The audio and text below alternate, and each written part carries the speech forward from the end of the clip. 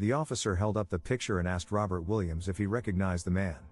Williams looked at the photo. Then he said what any innocent man would say. "This is not me." The officer paused. Looked at the photo. Looked at Williams. "The computer says it's you." Williams had been in a police interrogation room for hours. He'd been arrested in his driveway, in front of his wife and daughters. He'd been transported to a Detroit detention center and held in an overcrowded cell. And now a detective was showing him a blurry surveillance photo of a man who had allegedly stolen watches from a store 2 years earlier, a man Williams had never been, and explaining that a computer had decided otherwise. "I hope y'all don't think all black people look alike," Williams said.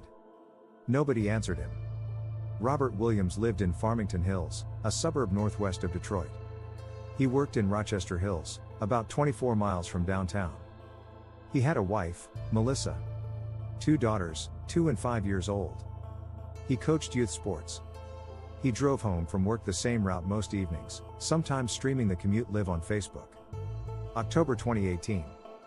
A man walked into a Shinola store in downtown Detroit and stole several watches. Store security recorded the footage.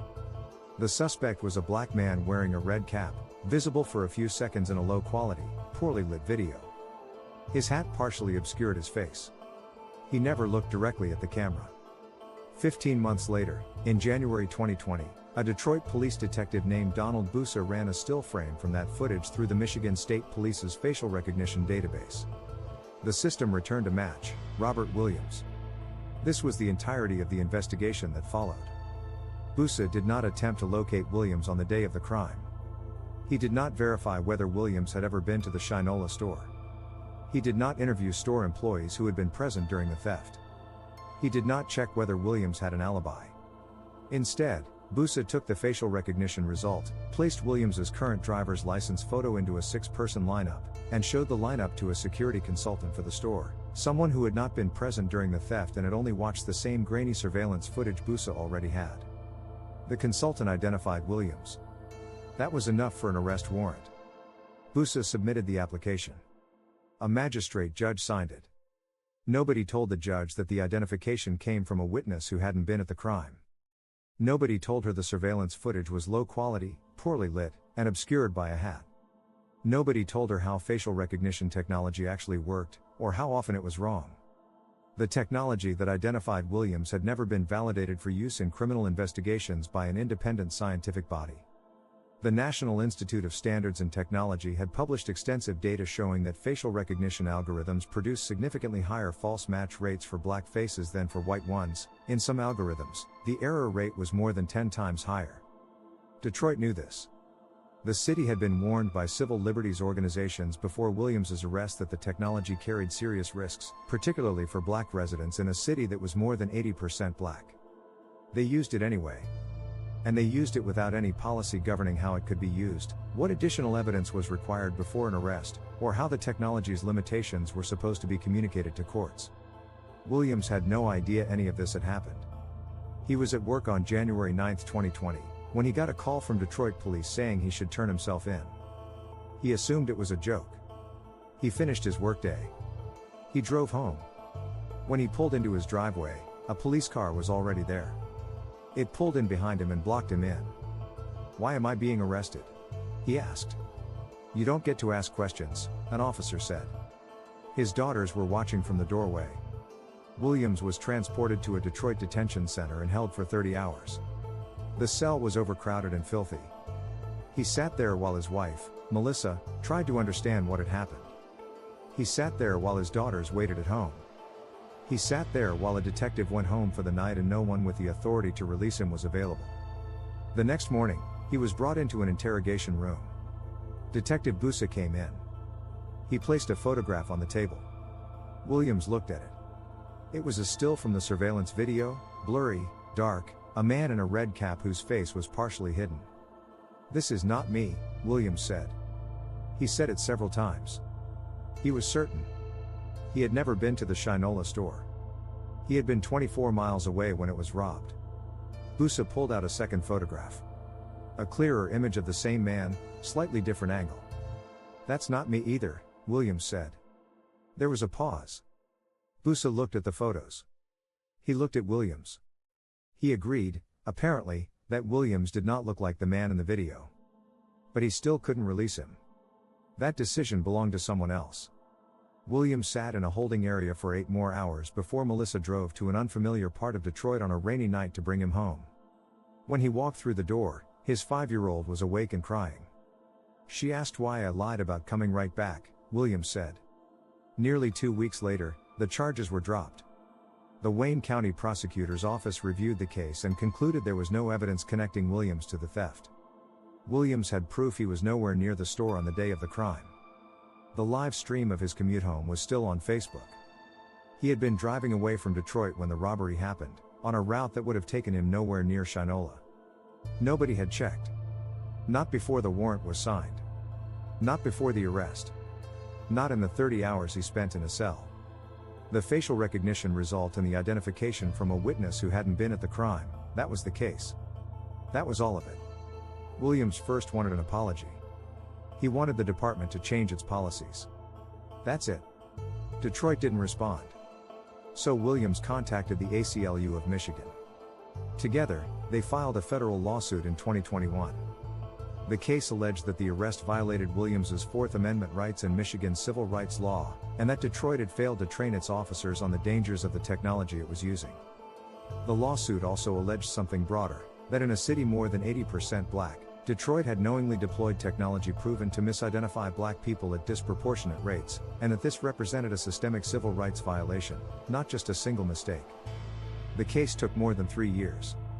On June 28, 2024, the parties reached a settlement.